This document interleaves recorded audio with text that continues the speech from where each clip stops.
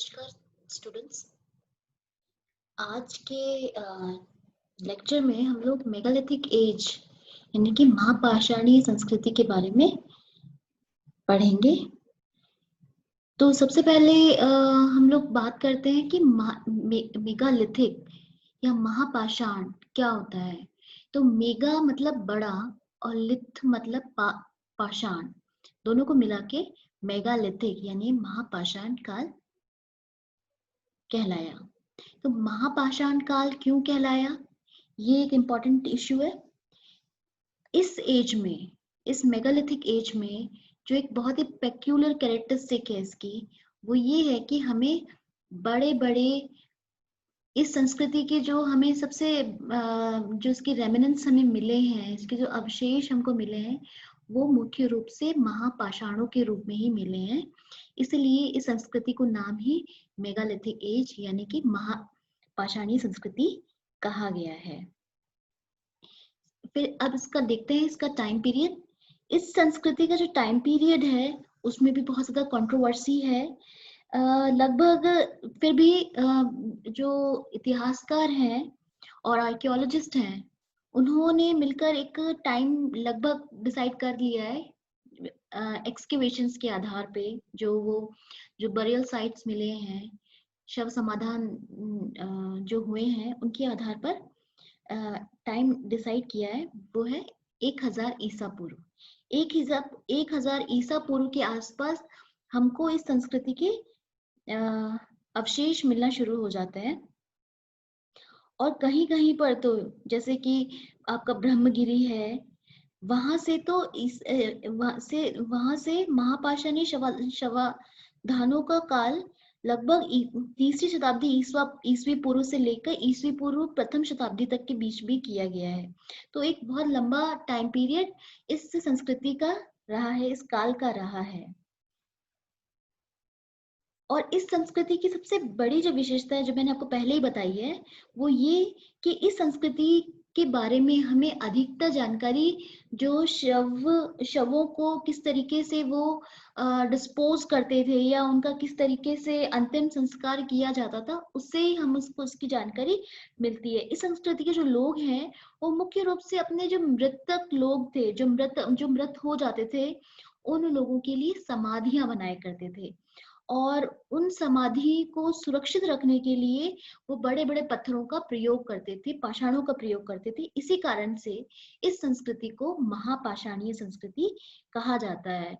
और इसके साथ साथ में ये जो लोग हैं वो हमें क्योंकि बहुत सारे लोहे के औजार, हथियार और उपकरण मिले हैं, इसके आधार पर हम कह सकते हैं कि ये जो लोग हैं, वो ये जो मृतक लोग हैं, उन लोगों की जो भी प्रिय वस्तुएं होती होंगी, उनके साथ में जो जो भी वस्तुएं उनको समाधि में रखनी होंगी, वो सब वस्तुएं ये रखते थे उस व्यक्ति के लिए। इस संस्कृति के जो मुख्य क्षेत्र हैं वो कहाँ कहाँ पे हैं। एक तो है सबसे मुख्य रूप से हमें साउथ इंडिया में ही मिलती है मेगालिथिक एज का। हालांकि इसके जो अवशेष हैं हमको लगभग पूरे भारत में मिलते हैं, लेकिन मुख्य रूप से it is concentrated in south India. इसीलिए हम जब मेगालिथिक एज की बात करते हैं तो mostly it happens to be into south Indian history. दक्षिण भारत में मुख्य रूप से ये शवाधान है महाराष्ट्र में, नागपुर के पास में, कर्नाटक में मास्की, आंध्र प्रदेश के अंदर नागार्जुन कोंडा, तथा तमिलनाडु में अदिचल्लूर और केरल तक ये हमको इस तरीके के शवाधान मिलते हैं। और साथ ही साथ हमको ये भी पता चलता है कि इन शवाधानों के निर्माणों के तरीकों से बस्तियों की योजनाएं जो है वो भी प्रभावित हुई होंगी डेफिनेटली, और खेती और पशुचारण के काम भी चलते रहे होंगे। साथ ही साथ मैंने आपको बताया कि जो हमें औजार, आभूषण, ये सब जो चीजें हैं इन महापाषाणी समाधियों से प्राप्त हुई हैं।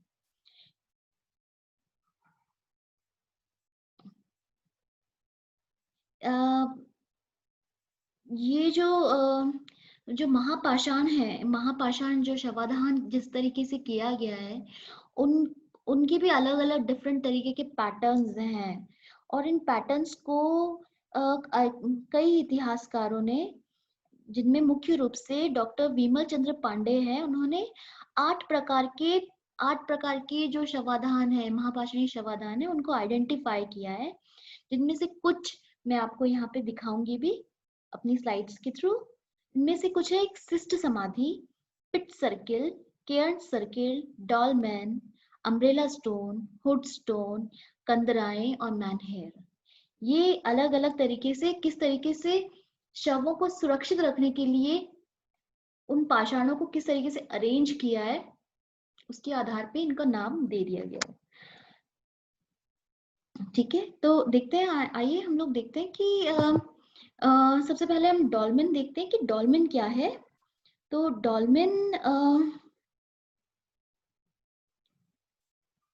जो डॉल्मेन है आपका, ये एक तरीके से आप देख रहे हैं, चित्र में भी दिख रहा है आपको कि चारों तरफ तीनों तरफ यहाँ पे पत्थर खड़े कर रखे हैं और ऊपर से एक कैनोपी टाइप बना रखी है। और इसके बीच में यहाँ पर तो कुछ लोग बैठे हुए दिख रहे हैं आपको, हालांकि लेकिन यहाँ पे बीच में शव को रखा गया है। ठीक है, इसी तरीके से एक और टाइप है, ये है अर्न बरियल। इसमें जैसे जिनको हम कहते हैं कलश समाधि, इस कलश में जो भी मृतक होता है उसके अवशेषों को, जो उसकी प्रिय वस्तुएं, उनको इसमें रख दिया जाता है। जो व्यक्ति है उसकी अस्थियों को और उसकी प्रिय वस्तुओं को इसमें रखा गया है, इसलिए इनको कलश समाधि यानी कि अर्न बरियल भी कहा जाता है। इसके अतिरिक्त मैनहेर, मैनहेर भी एक डिफरेंट तरीके का बरियल साइट है। इसमें क्या होता है कि एक, जैसे आप इस चित्र में देख रहे हैं कि एक बड़ा सा पत्थर रखा हुआ है।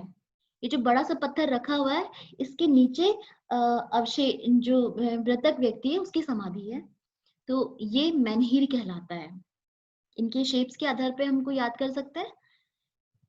इसके अतिरिक्त सिस्ट, सिस्ट जो है इसमें भी बहुत सारे पत्थर रख दिए जाते हैं, अरेंज कर दिए जाते हैं। इसमें भी पत्थरों का अरेंजमेंट ही है, आप देख रहे हैं। और चारों तरफ एक सर्कल सा बना दिया जाता है। एक जो सिस्ट है उसमें कई में क्या होता है कि एकदम जैसे खड्डा खोद दिया और खड्डे के चारों तरफ पत्थरों को अरेंज कर दिया, तो ये एक पिट सर्किल ग्रेव बन जाता है। यानी कि इसमें सर्किल बना दिया जाता है और पत्थरों को सर्किल के रूप में गोलाकार तरीके से अरेंज कर दिया जाता है। ठीक है, और यहाँ पे इसी तरीके से कई बार केवल केवल जैसे यहाँ पे पत्थरों को सिंपली अरेंज कर रखा है गोलाकार, उसमें कई बार केवल चौकोर तरीके से ही जो समाधि होती है उसको रखा हुआ, जैसे बीच वाला ही सर्किल के बीच वाला ही जो क्षेत्र है वो रहता है, और ये पूरा सर्किल जो होता है जो साइड में बना हुआ है वो नहीं होता। तो ये भी सिस्ट है एक तरीके से। इसके अलावा कुछ चैम्बर्स भी मिले हैं हमको, कुछ चैम्बर्स मिले हैं जिसको लेटराइट चैम्बर्स हैं। लेटराइट जो केव्स हैं यहाँ पे खुदाई करके और शवों को रख दिया गया है। वो भी एक तरीका है शवों को रखने का। इसी तरीके से एक और पैटर्न है जो कि हमको यहाँ पे मिलता है, जिसको सार्कोफेगस कहा जाता है। ये भी एक तरीके का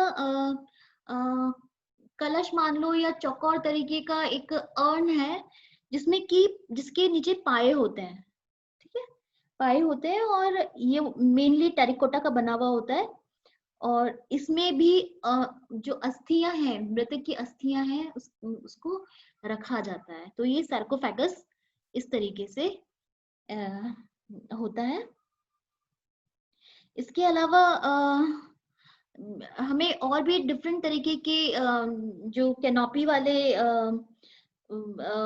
हमें वो मिले हैं, शवाधान के तरीके, जैसे कंदराएं हैं, कई बार जैसे गुफाएं हैं उनके अंदर भी शवों को रख दिया गया है। कई बार ऐसा ही हुआ है कि केवल शव को रख दिया गया है और ऊपर से एक कनॉपी टाइप बना दिया जिसको हुड स्टोन कहते हैं। कई बार केवल एक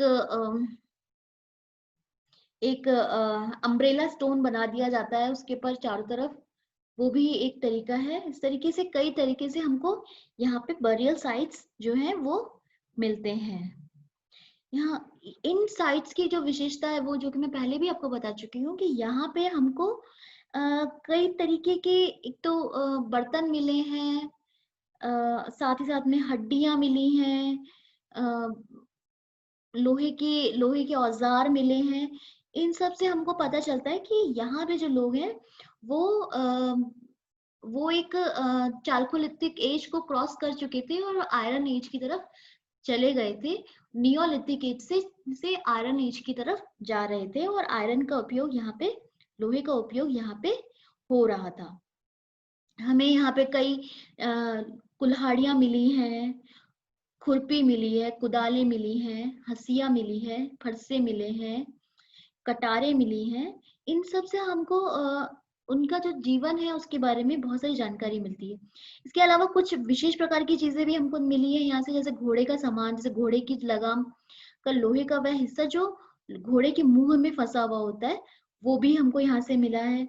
साथ ही साथ में पशुओं की गर्दन को बांधने के लिए कई ताम्र और कांसे की घंटियां हमको यहाँ से प्राप्त हुई है। एक और प्रोमिनेंट जो चीज हमें यहाँ से मिली है वो यहाँ पे काले और लाल रंग के बर्तनों का बर्तन हमको इन बरियल साइट से मिले हैं।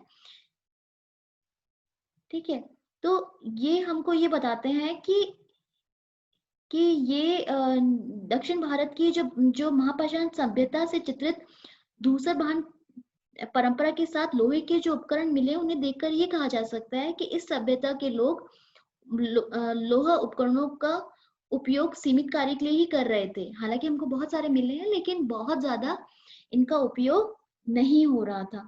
और हमें इन इंटरेस्टिंग बात ये है कि महापाषाणी संस्कृति के बारे में हमको